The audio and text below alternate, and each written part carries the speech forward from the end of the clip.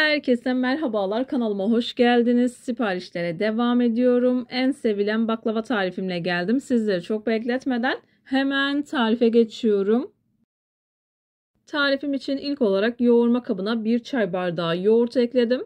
1 çay bardağı sıvı yağ ekliyorum. Kullandığım çay bardağı ölçüsü 150 milimlik çay bardağı ölçüsüdür. 1 çay bardağı süt ekledim. 1 adet yumurta ekliyorum. Çırpıcı yardımıyla malzemeleri güzelce karıştırıyorum. Dilerseniz bu aşamada bir çimdik tuz atabilirsiniz. İyice karıştırdıktan sonra göz kararı olacak şekilde yaklaşık 1,5-2 bardak kadar un ekliyorum.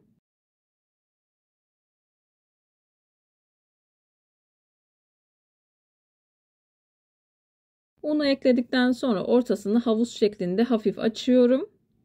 Kabartma tozunu kabartıyorum. 1 paket kabartma tozu, 2 yemek kaşığı sirkeyi güzelce karıştırıyorum. Unun üzerine döküp yavaş yavaş hamurumu yoğurmaya başlıyorum. İsterseniz sirke yerine limon suyu da kullanabilirsiniz. Unu azar azar kontrollü bir şekilde eklemeye özen gösterin. Unun markasına ve kalitesine göre değişkenlik gösterebilir. Ben toplamda 5,5 bardak kadar un kullandım. İlerleyen dakikalarda hamurun kıvamını yakından göstermeye çalışacağım.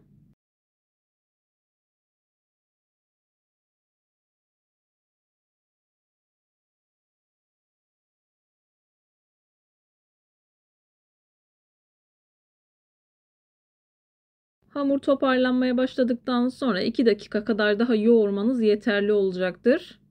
Ne kadar özlü bir hamur olursa o kadar güzel açılıyor. Hamuru iyice yoğurduktan sonra hiç dinlendirme yapmadan hemen masaya alıyorum. Masada hamur kartı ile 6 parçaya bölüp bezelerimi hazırlıyorum. Videomu tam da buraya kadar izlediyseniz her zaman olduğu gibi sizlerden ricam yoruma kalp olur, emoji olur veya tarifim hakkında farklı bir fikriniz varsa bunu da benimle paylaşabilirsiniz. Ayrıca videolarımı sevdiğiniz kişilerle de paylaşarak bana bu şekilde destek olabilirsiniz.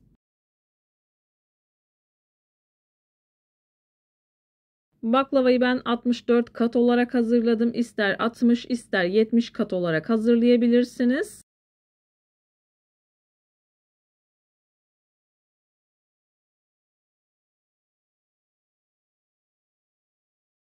Hamur toparlıyorum. Yuvarlak bir forma getirdikten sonra hamur kartı ile 6 parçaya bölüyorum.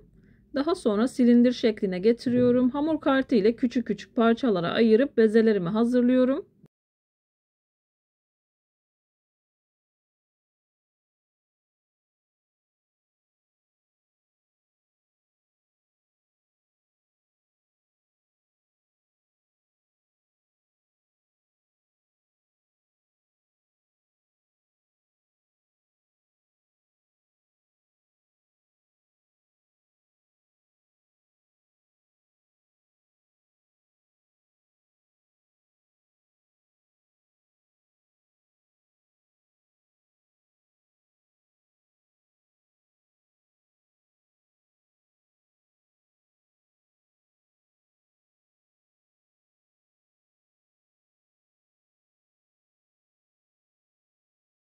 Kapak için bir tane büyükçe bir beze ayırıyorum.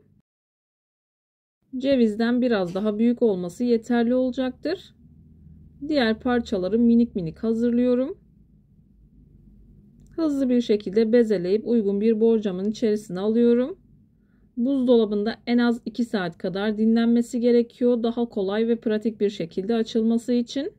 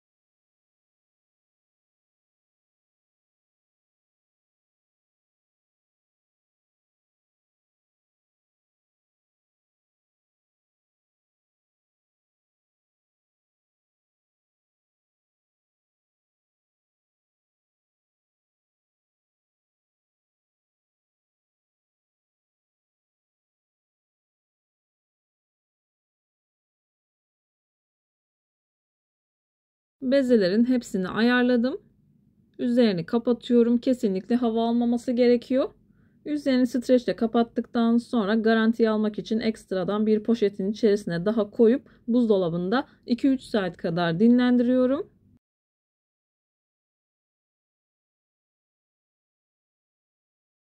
Hamuru yaklaşık 2 saat kadar dinlendirdim. Hızlı bir şekilde açma işlemine başlıyorum. İlk etapta çay tabağı büyüklüğünde açıyorum. Daha sonra merdane yardımı ile pasta tabağı büyüklüğünde açıyorum. Açmak için buğday nişastası kullanacağım. Dilerseniz mısır da kullanabilirsiniz. Ama baklava için buğday daha güzel oluyor. İlk etapta bu şekilde çok az açıyorum. Diğer hamurları mutlaka üzerini kapatın, kuruma yapmasın. Onarlı olacak şekilde katları ayarlıyorum. İlk etapta 3 tane onlu grup hazırlıyorum. Orta kısmına cevizini bol serptikten sonra diğerlerini de hızlı bir şekilde hazırlıyorum. Videolarımda yapmış olduğum tariflerin elimden geldiği kadarıyla püf noktalarını vermeye çalışıyorum. Ama yine de aklınıza takılan herhangi bir şey olursa yorumlara yazarsanız gördüğüm zaman sizlere dönüş sağlarım. Yine aynı zamanda videonun altındaki açıklama kısmına malzeme listesini tam not olarak ekleyeceğim. Dilerseniz oradan da bakabilirsiniz.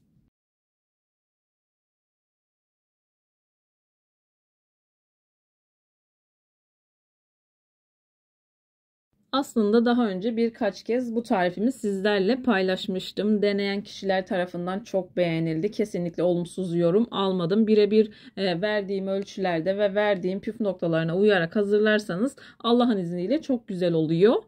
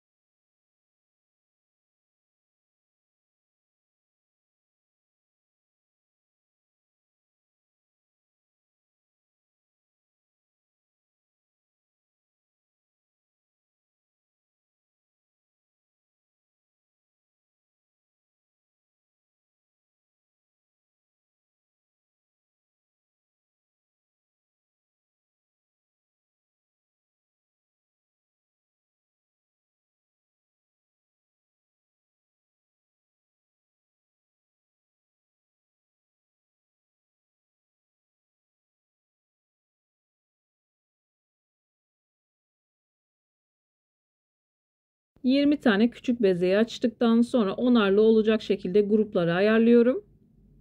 İsterseniz 1 yemek kaşığı kullanabilirsiniz. Burada 1 yemek kaşığı kadar nişastayı döktükten sonra elinizde bu şekilde fazla nişastayı alabilirsiniz.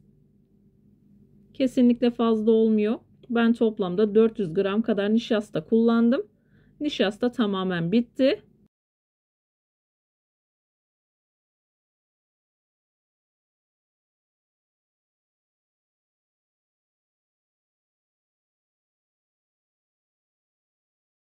Üç tane onarlı grup hazırladıktan sonra ilk etapta elimle bu şekilde biraz büyütüyorum. Daha sonra merdane yardımı ile tepsi boyutunda açıyorum. Kullandığım tepsi 40 santimlik tepsidir.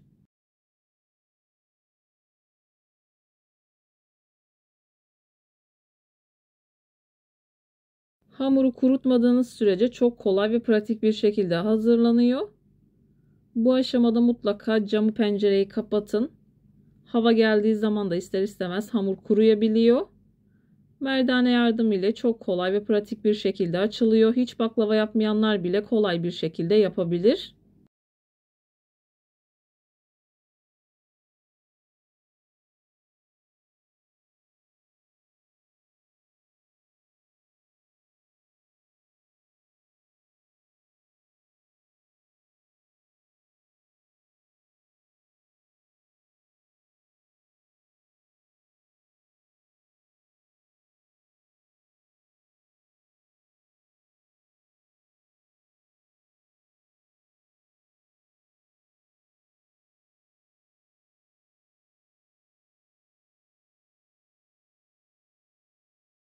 İlk onarlı grubu tepsiye yerleştirdim. Fazla olan kısmı bu şekilde rulet yardımıyla kesiyorum. İsterseniz bu şekilde kestiğiniz parçaları daha sonra parmak büyüklüğünde kesip yağda kızartıp üzerine şeker serpip o şekilde tüketebilirsiniz. Benim çocuklar o şekilde seviyor. Sizlere de fikir olsun diye söylemek istedim. İkinci onarlı grubumu da açıyorum.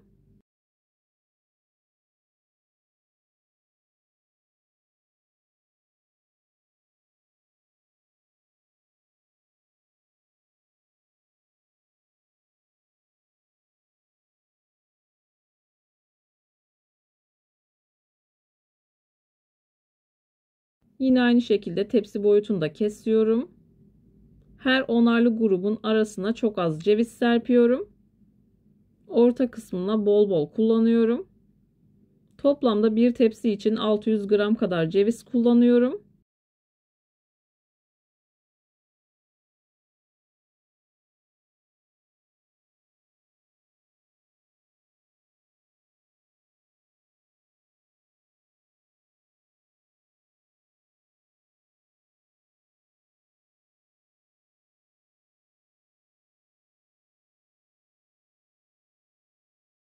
Üçüncü onarlı grubu da yerleştirdikten sonra bu aşamada cevizi bol bol kullanıyorum. Hiç hamur gözükmeyecek şekilde cevizi yerleştiriyorum.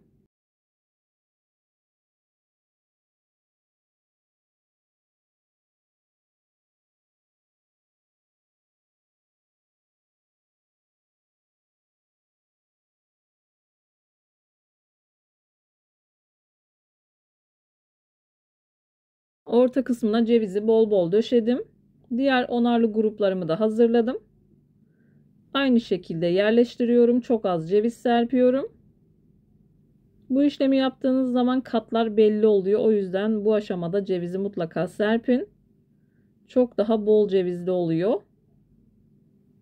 Kenar kısımlarını kesiyorum. Aynı şekilde cevizi serptim. Diğerlerini de hazırladım. Bir parça hamuru ayırmıştık üzerinin kapağı için. Onu da açtım, yerleştirdim. Daha sonra bir bıçak yardımı ile baklava dilimi şeklinde kesiyorum.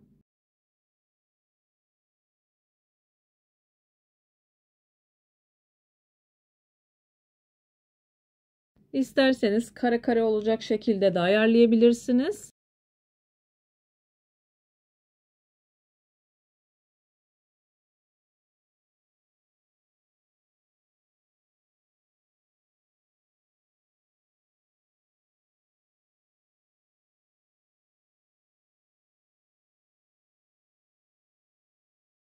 Baklavayı ilk etapta 4'e bölüyorum. Daha sonra dilimlerini kesiyorum. Bu arada kesim kısmını çok fazla göstermedim. Hızlı bir şekilde atladım. Dilerseniz diğer paylaşmış olduğum baklava tariflerinden izleyebilirsiniz. 4'e bölmüştük. Her bir parçayı tekrardan 2'ye bölüyorum. Bu şekilde kesme işlemini tamamlıyorum. Kesme işlemini tamamladıktan sonra 200 gram kadar tereyağını erittim. Tamamen ılıdıktan sonra üzerindeki köpüğü ve altındaki tortuyu aldım. 1 çay bardağı kadar sıvı yağ ekleyip karıştırdım. Baklavanın üzerine çok az ılıkken dökmenizi tavsiye ederim. Soğuk dökerseniz baklava onu çekmez. Eğer sıcak dökerseniz de baklavanın üzerindeki yufka yanabiliyor. O yüzden ılık bir şekilde kullanın. Kaşık yardımıyla yavaş yavaş döküyorum. Yine tortu çökmüşse dibine o tortuyu kullanmayın.